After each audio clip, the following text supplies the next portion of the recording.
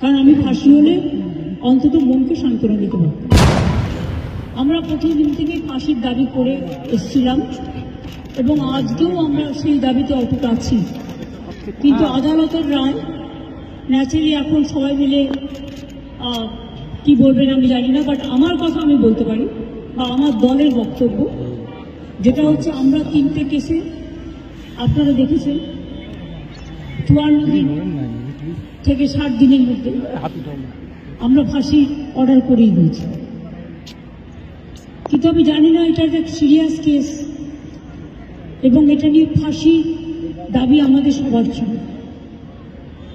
সেক্ষেত্রে বিচারের রায় নিয়ে আমি আমার কথা বলতে পারি। আমরা এটাই বলেছিলাম, আমাদের হাতে কেসটা থাকলে আমরা কিন্তু অনেকদিন আগেই ফাঁসির অর্ডার দিয়ে দিতে পারতাম, ফাঁসির অর্ডার করে দিতে পারতাম। আমি জানি না কিভাবে লড়াই করেছেন, কি করেছেন, কি যুক্তি, আপনারা তো লয়াররা জানেন। সুতরাং